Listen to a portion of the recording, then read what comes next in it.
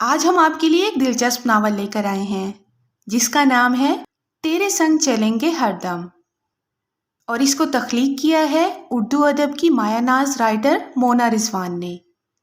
تو چلیے سٹارٹ کرتے ہیں ایپیسوڈ 1 سے۔ کتوں نے بھونکنا بند کر دیا تھا۔ آہستہ آہستہ انسان جاگنے لگے تھے۔ دور کہیں سے فجر کی آذانیں سنائی دے رہی تھیں۔ کچھ لوگ سو رہے تھے اور کچھ اپنے رب کی خاطر بستروں سے اٹھ رہے تھے۔ سردیوں کی ٹھنڈی راتیں تھیں، دسمبر کی شروعات تھی۔ ایمن نے معمول کے مطابق اپنا گرم بستر چھوڑا اور وضو کرنے چلی گئی۔ واپس آ کر اس نے اپنے ساتھ سوئی ہوئی چھوٹی بہن زہرا کو جگایا، مگر وہ ٹس سے مس نہ ہوئی۔ ایمن نے نماز ادا کی اور قرآن پاک پڑھنے لگی۔ تلاوت سے فارغ ہو کر اس نے کچن کا رخ کیا۔ سب سے پہلے آگ جلائی اور اپنا جسم گرم کرنے لگی۔ پھر 1 کپ چائے بنا کر 60 ڈبل روٹی کے 2 سلائس کھا کر باقی سب کے لیے بھی ناشتہ بنانے لگی۔ ایمن بولی، زہرا اٹھ جاؤ نا، لیٹ ہو رہا ہے، میں ناشتہ لگاتی ہوں۔ زہرا بولی، جی باجی اٹھ گئی ہوں۔ زہرا نے یونیفارم پہنا اور باہر آ گئی۔ تب تک ایمن ناشتہ لگا چکی تھی۔ زہرا ناشتہ کر کے اسکول کے لیے نکل گئی اور ایمن اوپر والی منزل پر باقی سب کو ناشتہ دینے چلی گئی۔ واہ جی، مہارانی بڑی جلدی ناشتہ لے کر آئی ہے۔ رابعہ کب سے تیار بیٹھی ہے؟ نتاشا نے طنز کیا۔ بھابھی میں تو ٹائم پر ہی آئی ہوں۔ ایمن نے نظریں جھکا لیں۔ اب کیا تو زبان لڑائے گی مجھ سے جاہل؟ نتاشا چیخی۔ ایمن خاموشی سے سیڑھیاں اترتی واپس کچن میں آ گئی۔ یہ تو روز کا معمول تھا۔ اسے عادت ہو گئی تھی نتاشا کی کھری کھوٹی سننے کی۔ ایمن 17 سال کی تھی۔ اس نے FA تک تعلیم حاصل کی تھی۔ باپ کے انتقال کے بعد اس کی ماں نے دوسری شادی کر لی تھی، مگر بدقسمتی سے وہ دونوں کچھ عرصہ بعد ایکسیڈنٹ میں مارے گئے۔ ایمن اور زہرا سگی بہنیں تھیں، مگر ذاکر ان کے باپ کی پہلی اولاد تھی۔ ماں باپ کے بعد نتاشا بھابھی نے ان دونوں لڑکیوں کو نوکر بنا کر رکھ لیا تھا۔ رابعہ نتاشا کی بہن تھی جو یہی رہتی تھی۔ نتاشا کی کوئی اولاد نہ تھی، اس لیے اس نے اپنی بہن کو اپنے پاس رکھ کر پڑھانے کا فیصلہ کیا تھا۔ ایمن نے کھانا بنایا اور ظہر کی نماز ادا کرنے لگی۔ نماز ادا کر کے اس نے سارا کھانا دیکھا اور پھر صحن میں دھوپ میں بیٹھ کر کتاب پڑھنے لگی۔ مہارانی کو اگر فرصت مل گئی ہو تو کھانا پوچھ لو۔ رابعہ نے اپنی منزل سے جھانک کر ایمن کو آواز لگائی۔ ایمن فوراً اٹھی اور کھانا لے کر اوپر چلی گئی۔ وہاں رابعہ کی کچھ باتیں سن کر اس نے نیچے کا رخ کیا۔ زہرا بھی گھر آ چکی تھی۔ باجی کب اس گھر میں سکون ہوگا؟ ہر وقت یہ بولتی رہتی ہیں، ہم نے ان کا کیا بگاڑا ہے؟ زہرا نے حسب عادت رونا رویا اور چینج کرنے چلی گئی۔ ایمن اس کی بات پر سر ہلا کر رہ گئی۔ باجی میرا رزلٹ ہے کل، آپ ضرور جانا، ہر بار میں ہی رزلٹ سنتی ہوں، آپ اس بار جائیں گی تو مجھے اچھا لگے گا۔ زہرا نے کھانا کھاتے ہوئے بتایا۔ تمہیں پتا ہے نا مجھے گھر میں کتنا کام ہوتا ہے، بھائی سے کہنا وہ چلیں گے۔ ایمن نے برتن سمیٹے اور کچن میں چلی گئی۔ باجی کام تو ختم نہیں ہوتے اور بھیا کو دکان کا کام ہوتا ہے، وہ منع کر دیں گے اور نتاشا بھابھی بھائی کو جانے بھی نہیں دیں گی، آپ چلیں نا۔ زہرا نے کچن میں ایمن کو آواز لگائی۔ کہاں جانے کی تیاری ہے؟ کون سے عاشق کو ملنا ہے بھائی؟ رابعہ باجی زبان سنبھالیں، عاشق آپ کا ہوگا، ہم ایسی حرکتیں نہیں کرتے۔ زہرا نے غصے سے رابعہ کو جواب دیا اور کمرے میں چلی گئی۔ بہت زبان چل رہی ہے، ابھی نتاشا باجی کو بتاتی ہوں۔ رابعہ غصے سے دانت پیستی پلٹ گئی۔ ایمن نے ماتھے پر ہاتھ مارا اور زہرا کے پاس چلی گئی۔ یہ کیا کیا تم نے؟ ایمن نے زہرا کو ڈانٹ لگائی۔ کیا باجی آپ نے دیکھا نہیں وہ کیسے بات کر رہی تھی؟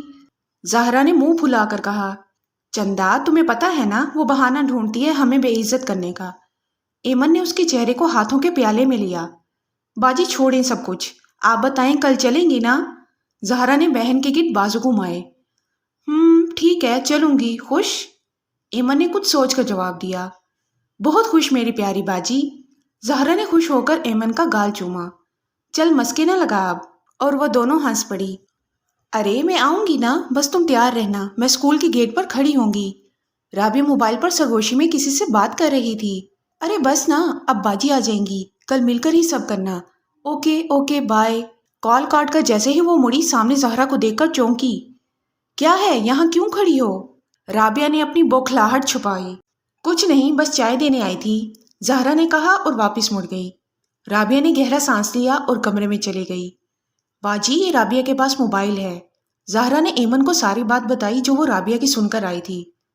زہرا تم ان باتوں سے دور رہو، کسی کو کچھ مت کہنا، جانتی ہو نا نتاشا بھابھی نہیں مانے گی اور تم اپنا کام کیا کرو، ایمن نے اسے سمجھایا۔ مگر زہرا کہاں ہار ماننے والی تھی؟ جو لڑکی اس کی بہن پر عاشق کا الزام لگائے اس کو وہ کیسے معاف کر سکتی تھی؟ زہرا نے دل ہی دل میں منصوبہ بنایا اور بہن کے ساتھ رات کے کھانے کی تیاری کرنے لگی۔ آج زہرا کا رزلٹ تھا۔ زہرا صبح ہی ایمن کو 10 بجے پہنچنے کا کہہ کر چلی گئی تھی۔ ایمن نے جلدی جلدی سارا کام ختم کیا اور ایک بڑی سی چادر اوڑھ کر گھر سے نکل گئی۔ رکشے میں بیٹھ کر اس نے رکشے والے کو اسکول جانے کا کہا اور خود ادھر ادھر دیکھتی رہی۔ اسے خود پر نظریں جمی ہوئی لگ رہی تھیں۔ رکشے والا اسے بری نظر سے دیکھ رہا تھا۔ ایمن نے منہ دوسری طرف کر لیا۔ اسکول پہنچ کر اس نے رکشے والے کو کرایہ دیا۔ کیسے کیسے لوگ ہیں، عورت تو گھر سے باہر نکل ہی نہیں سکتی۔